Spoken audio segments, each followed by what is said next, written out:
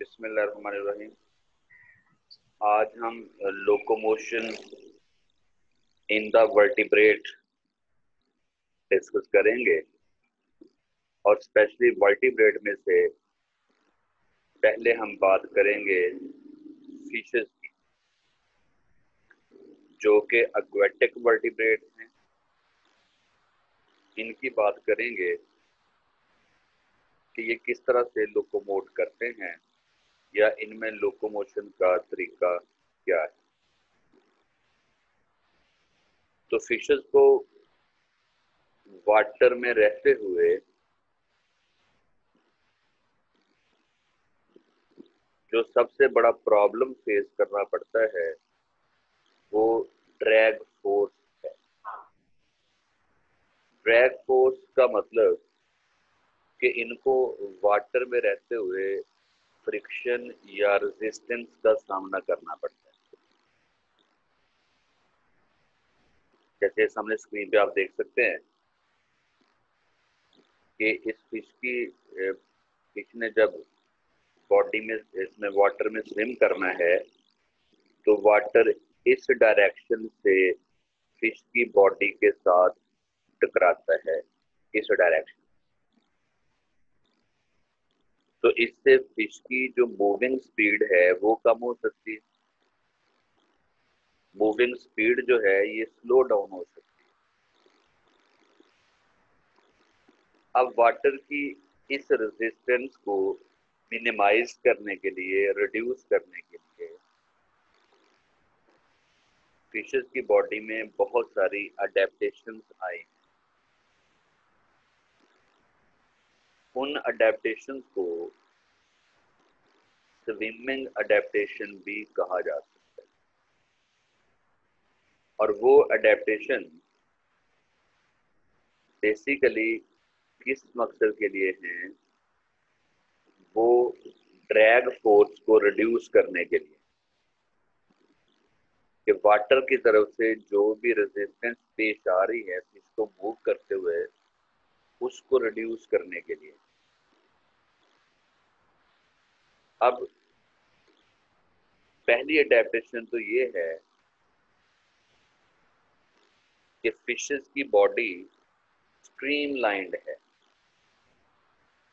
अब स्ट्रीमलाइंड का मतलब ये है कि बॉडी की शेप इस तरह की है कि ड्रैग फोर्स मिनिमाइज हो जाए, या बॉडी की शेप इस तरह की है कि जब इसके ऊपर से वाटर गुजरता है तो वाटर का फ्लो टर्बुलेंट की बजाय स्ट्रीमलाइंड फ्लो हो जाता है। ड्रैग फोर्स कम हो जाती है, रेजिस्टेंस फोर्स कम हो जाती है। जैसे ये स्क्रीन पे आपको दो बॉडी शेप नजर आ रही हैं। पहली बॉडी शेप ये वाली है, ये स्ट्रीमलाइंड शेप नहीं है। अब इसमें आप देख सकते हैं कि जब फ्रंट से वाटर इस बॉडी की तरफ आता है तो बॉडी के साथ टकराते हुए ये वाटर बॉडी के जब ऊपर से गुजरता है लेयर्स की फॉर्म में, तो जो ही ये बॉडी की बैक साइड पे आता है तो वहां पे फ्लो वाटर का क्या हो जाता है? टर्बुलेंट फ्लो हो जाता है। ये वो रीजन है जिसको हम बेटा वेक रीजन कहते हैं। वेक रीजन होता ही वो है जहां पे वाटर का प्रेशर लो हो गया और फ्लो उसका टर्बुलेंट हो गया। अब टर्बुलेंट फ्लो की वजह से यहाँ पे ड्रैग इफेक्ट बढ़ जाता है और फिश की लोकोमोटरी स्पीड कम हो जाती है। तो अगर तो फिश की बॉडी शेप इस तरह की होती जैसे मैंने भी एक्सप्लेन की है तो फिर ड्रैग फोर्स बढ़ती। अब ड्रैग फोर्स को कम करने के लिए जो सेकंड डायग्राम है, ये डायग्राम जो है ये जरा चेक करें। इसमें बॉडी देखिए स्ट्रीमलाइंड है। अब इस बॉडी शेप को स्ट्रीमलाइंड क्यों कह रहे हैं? कि जो ही बॉडी के ऊपर से वाटर गुजरता हुआ ये बॉडी के अपोजिट एंड पे पहुंचता है ये वाटर, तो यहाँ पे जो वेग रीजन है ये कम बनेगा, यानी यहाँ पे टर्बुलेंट फ्लो इंतहाई कम पैदा होगा, जिसकी वजह से ड्रैग फोर्स कम हो जाती है और फिश को रेजिस्टेंस कम तय करना पड़ती है, फेस करना पड़ती है, और उसकी लोकोमोटिव स्पीड भी बेहतर हो जाती है। तो स्ट्रीमलाइन बॉडी ऐसी बॉडी होती है कि जिसको मूव करते हुए वाटर या एयर की रेजिस्टेंस कम से कम फेस करना पड़े। इसलिए तमाम फिशेज जो हैं उनकी बॉडी स्ट्रीमलाइंड होती है, ये एक अडेप्टेशन है। इसी तरह हम एक और अडेप्टेशन की बात करेंगे, और वो अडेप्टेशन है कि फिश की स्किन के ऊपर स्केल होते हैं। अब ये स्केल अगर आप बात करें कार्टिलेज फिश की, जैसा कि ये शार्क की बात कर ले, ये शार्क की बॉडी है और ये कार्टिलेज फिश है, इसमें स्केलेटन कार्टिलेज का बना होता है। अब इनकी स्किन पे भी स्केल मौजूद होते हैं, लेकिन वो स्किन के अंदर धंसे होते हैं, बाहर दिखाई नहीं देते, लेकिन मौजूद होते हैं। इन स्केल्स को हम डर्मल डेंटिकल्स का नाम देते हैं। ये चूंकि स्किन से बाहर अपेरेंटली नजर नहीं आ रहे होते, इसलिए इनको स्केल की बजाय क्या नाम दिया जाता है, डर्मल डेंटिकल्स। इनकी हार्ड स्ट्रक्चर की वजह से आप समझ लें इनको डेंटिकल्स का नाम दिया जा रहा है। टीथ लाइक स्ट्रक्चर होती है। जबकि बोनी फिशेस की बॉडी पे जो स्केल होते हैं, स्किन पे जो स्केल होते हैं, वो अपेरेंटली नजर भी आते हैं, जैसे ये सामने स्क्रीन पे ये वाली गोल्डन फिश आपको नजर आ रही है, इसके स्केल आपको बाहर दिखाई भी देते हैं। और ये बोनी फिशेस वो फिशेस हैं जो हम आम रूटीन में एज फूड भी जिनको यूज करते हैं। तो आपने देखा होगा कि बाजार में जहाँ पे मछलियाँ बिकती हैं तो इनके ऊपर सिल्वर कलर के या ब्राउन कलर के स्केल्स भी मौजूद होते हैं, स्केल नजर आते हैं। पर स्केल डर्मल डेंटिकल की फॉर्म में हो या सिंपल स्केल की फॉर्म में हो, जब वाटर इनके साथ टकराएगा तो फिर रेजिस्टेंस तो पैदा होगी। तो फिर क्या हल किया जाए कि इन स्केल को हर वक्त स्लाइमी स्लिपरी इनको रखा जाता है। और वो कैसे रखा जाता है कि फिश की जो स्किन होती है, उस स्किन में बहुत सारे ग्लैंड होते हैं, और वो सारे ग्लैंड जो हैं वो असल में किस पर्पज के लिए हैं, वो ग्लैंड हैं किस पर्पज के लिए, फॉर सिक्रीशन ऑफ ऑयल या फिर म्यूकस। तो स्किन के ग्लैंड में से ऑयल या म्यूकस प्रोड्यूस होता रहता है। ऑयल या म्यूकस स्केल्स के ऊपर एक लेयर की फॉर्म में मौजूद रहता है। जो ही वाटर इनके साथ टकराता है तो फिर वो फ्रिक्शन कम होती है, या आप कह सकते हैं कि यहाँ पे ऑयल और म्यूकस एज लुब्रिकेंट काम कर रहे हैं। और लुब्रिकेंट कहते उस चीज को हैं जो फोर्स ऑफ फ्रिक्शन को क्या कर देता है, कम कर देता है, जो ड्रैग फोर्स को थोड़ा कम कर। तो ये भी एक अडेप्टेशन है कि चाहे कार्टिलेज फिश है उसकी बॉडी पे डेंटिकल्स हैं उसकी स्किन के ऊपर, और अगर बोनी फिश है तो उसकी स्किन के ऊपर स्केल्स हैं जो नजर भी आते हैं। लेकिन दोनों सूरतों में चाहे वो डेंटिकल हैं चाहे स्केल है, उनको हर वक्त स्लाइमी रखा जाता है, उनको मॉइस्ट रखा जाता है, स्लिपरी फॉर्म में रखा जाता है, ताकि जब वाटर इनके साथ टकराए तो वो स्लिप होकर बॉडी के साथ रगड़ कम खाए, तो फोर्स ऑफ फ्रिक्शन रिड्यूस होगी, तो स्पीड तेज होगी।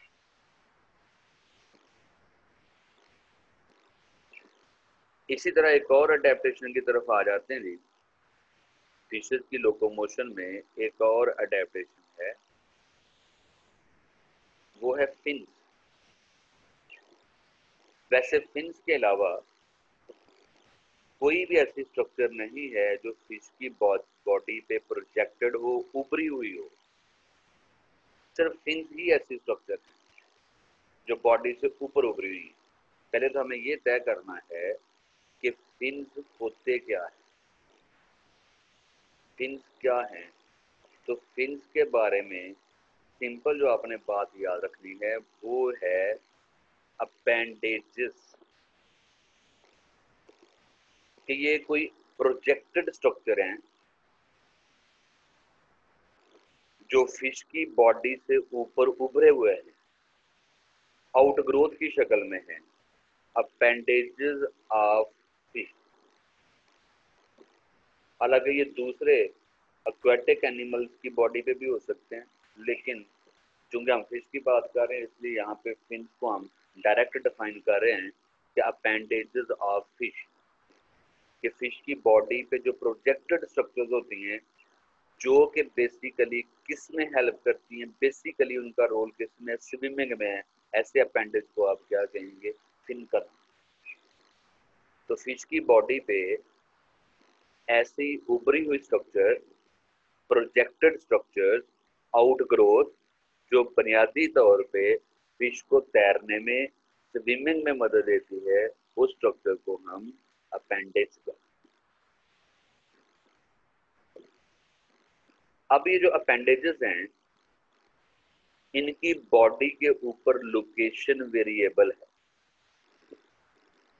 कोई फिन कहीं पे मौजूद है, कोई फिन कहीं पे मौजूद है, तो इनकी पोजीशन के लिहाज से भी इनके नाम रखे हुए हैं।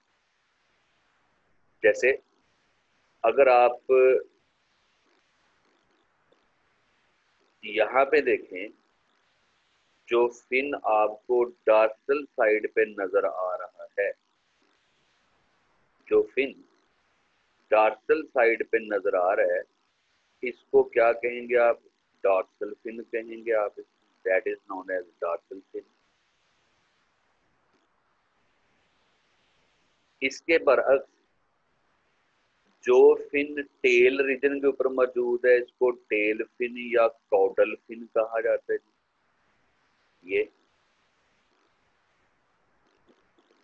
This is known as tail fin. अच्छा, अब इसमें जो टेल रीजन है वो ये रीजन है जिसको मैं सर्कल करने लगा हूं। ये जो हिस्सा है ना फिश की बॉडी का, ये वाला, ये भी टेल की कैटेगरी में है, और ये वाला, करके यहां से मैं स्टार्ट करता हूं। यहां तक का जो रीजन है ये टेल रीजन है, ये दिस इज टेल। अब टेल के ऊपर ये वाला जो फिन है जिसको मैंने टिक से रिप्रेजेंट किया है, ये है tail fin, that is tail fin, क्योंकि टेल के ऊपर मौजूद है। और इसी तरह अब आप ये सपोज करें कि यहाँ पे फिश का डाइजेस्टिव सिस्टम का लास्ट ओपनिंग है जहां से अनडाइजेस्टेड मैटर को रिमूव किया जाता है, ये लास्ट ओपनिंग है इनस। ये इसको मैं ए से रिप्रेजेंट कर रहा हूं कि ये इनल ओपनिंग है या इनस है। ये अब जहां पे इनल ओपनिंग मौजूद है वहां पे भी एक फिन मौजूद होगा और उस फिन को एनल फिन कहा जाता है, क्योंकि ये एनस के करीब मौजूद होता है, इसलिए लोकेशन के तबार से इसका नाम क्या रख दिया जी, एनल फिन। अब ये जो फिश का हेड है इसके पीछे ये स्ट्रक्चर मौजूद है ब्रीथिंग के लिए, जिसको हम गिल्स का नाम देते हैं। इसको मैंने जी कैपिटल से रिप्रेजेंट किया है। अब बच्चों इसमें गिल के बिल्कुल पीछे बॉडी की राइट और लेफ्ट साइड पे जो फिन मौजूद होते हैं इसको पेक्टोरल फिन का नाम दिया है। इसको मैं कैपिटल डी से रिप्रेजेंट कर रहा हूँ, डी से। ये पेक्टोरल फिन है। फिर इसकी लोकेशन सुन लीजिए कहाँ पे है, हेड के बिल्कुल पीछे राइट और बॉडी की राइट लेफ्ट साइड पे लेटरल साइड पे गिल्स होते हैं और गिल्स के बिल्कुल पास ही राइट लेफ्ट साइड पे फिन्स होते हैं जिनको पेक्टोरल फिन कहते हैं। अब ये जो पेक्टोरल फिन आपको नजर आ रहा है वो तो बॉडी की एक साइड का नजर आ रहा है, यकीनन बॉडी की दूसरी साइड पे भी सेम इसी पॉइंट के ऊपर एक और फिन मौजूद होगा, वो भी पेक्टोरल फिन ही होगा। अब वेंट्रल साइड पे जो फिन मौजूद होते हैं बॉडी की वेंट्रल साइड पे, उसको हम वेंट्रल या पेल्विक फिन का नाम देते हैं। वेंट्रल या पेल्विक। तो फिन जो हैं उनके तो अगर ओवरऑल इनको देखा जाए तो एक्चुअली फिन जो हैं ये पेयर्ड फॉर्म में भी होते हैं और अनपेयर्ड में भी होते हैं। अब अनपेयर्ड फॉर्म जो है फिन है वो सिर्फ एक दफा मौजूद है, जैसे डॉर्सल फिन, वो सिर्फ डॉर्सल साइड पे, उसके अलावा बॉडी में कहीं और पे ऐसा फिन मौजूद नहीं, इसलिए हम इसको अनपेयर्ड फिन कहते हैं। इसी तरह जो टेल फिन आपको नजर आ रहा है कॉडल फिन, ये भी एक दफा ही है क्योंकि बॉडी में टेल तो कहीं और पे है नहीं, इसलिए ये फिन भी बस एक ही मौजूद है, ये भी अनपेयर्ड फिन ही होगा। जबकि पेक्टोरल और जो पेल्विक फिन्स हैं, स्पेशली पेक्टोरल फिन, ये पेयर्ड फॉर्म में होते हैं क्योंकि ये दो दफे हैं, डबल हैं, पेयर हैं। जैसे बॉडी के राइट साइड पे भी ये एक पेक्टोरल फिन मिलेगा आपको और बॉडी की लेफ्ट साइड पे भी आपको ये पेक्टोरल फिन मिलेगा। तो पेक्टोरल और पेल्विक फिन जो है ना वो डबल है, जैसे आप स्क्रीन पे भी देख सकते हैं कि पेल्विक फिन जो है वो पेयर फॉर्म में मौजूद है, पेक्टोरल फिन भी पेयर्ड फॉर्म में मौजूद है। अब इन इन फिन्स के डिफरेंट फंक्शंस हैं। असल में जो स्विमिंग में हेल्प करनी होती है ना, डायरेक्ट हेल्प, जो डायरेक्टली स्विमिंग में इन्वॉल्व हैं वो पेक्टोरल और पेल्विक फिन्स हैं, जबकि कॉडल और टेल फिन जो हैं ये भी स्विमिंग में इन्वॉल्व हैं। ये तो तीन ऐसे फिन्स हैं ना जो कि डायरेक्टली इन्वॉल्व होते हैं स्विमिंग में, पेक्टोरल, पेल्विक और कॉडल या टेल फिन। बाकी फिन जो है ये इनका रोल होता है बॉडी को बैलेंस में रखना। जैसे ये डॉर्सल फिन है, अगर ये ना हो फिश की बॉडी पे तो फिर बैलेंस मेंटेन करना, स्विमिंग के दौरान बॉडी बैलेंस मेंटेन करना इनके लिए मुश्किल हो जाता है। तो पेक्टोरल पेल्विक फिन का मेन फंक्शन स्विमिंग में हेल्प करना है। इन्होंने वो फोर्स जनरेट करनी है कि जब ये फिन पीछे की तरफ चप्पू की तरह पीछे की तरफ लहराते हैं तो रिएक्शन के तौर पे फिश की बॉडी आगे को मूव करती है। और साथ सपोर्टिव रोल किसका होता है, टेल फिन या कॉडल फिन का। जबकि बाकी फिन मूवमेंट के दौरान, स्विमिंग के दौरान बॉडी बैलेंस मेंटेन करने में अपना रोल प्ले करते हैं। फिन्स के अलावा स्विमिंग के लिए फिशेस में एक और बड़ा इम्पोर्टेंट करेक्टर है या बड़ी इम्पोर्टेंट अडेप्टेशन, उसकी भी बात कर लेते हैं। वो है स्विम ब्लैडर। अब स्विम ब्लैडर जो है ये समझे कि एक सैक लाइक स्ट्रक्चर है। पहले तो नाम पे जरा गौर करते हैं कि इसको ब्लैडर क्यों कहते हैं, फिर हम ये एक्सप्लेन करेंगे कि इसको स्विम का लफ्ज क्यों कहा लगा है। अब ब्लैडर का मतलब ये है कि ये एक सैक लाइक स्ट्रक्चर है और ये स्विमिंग में हेल्प कर, इट हेल्प इन स्विमिंग। अब किस तरह से हेल्प करती है वो भी बात कर लेते हैं। पहली बात तो आपने ये याद रखनी है कि जो स्विम ब्लैडर होता है ये आपको सिर्फ किसमें मिलेगा, प्रेजेंट ओनली बोनी फिशेज। जिन फिशेज में स्केलेटन बोन का बना होता है ये सिर्फ उनमें मिलेंगे आपको। अब इनमें क्यों मिलेंगे वो भी सुन लें। एक्चुअली बोनी फिशेस में चूंकि स्केलेटन बोन्स का होता है और बोन की डेंसिटी हाई होने की वजह से बोन्स हैवी होती हैं, या समझ लें कि इनकी अपनी बॉडी का वेट काफी ज्यादा होता है। अब इतने हैवी बॉडी वेट को फिन्स की मदद से ही सिर्फ मूव करवाना, स्पेशली जब इसने बॉयंसी करनी है, यानी वाटर के डेप्थ से इसने टॉप सरफेस पे आना हो, बोनी फिश ने अगर पानी की गहराई से टॉप सरफेस पे आना हो, जैसे ये एरो के निशान से आप गेस कर सकते हैं, तो तब तो फिन्स में इतनी पावर नहीं जनरेट कर रहे होते फिन्स को इतने हैवी बॉडी वेट को उठा के गहराई से टॉप सरफेस पे ले आए। तब स्पोर्ट के लिए स्विम ब्लैडर रोल प्ले करता है। स्विम ब्लैडर में गैसेस फिल हो जाती है, गैसेस फिल होने से ये ब्लैडर जो है, ये ब्लैडर बैलून की तरह फूल जाता है। जैसे आप ये देखें कि ये नॉर्मल स्विम ब्लैडर आपको नजर आ रहा है यहाँ पे, जबकि मिडल डायग्राम में देखें जहाँ पे हैंड नजर आ रहा है,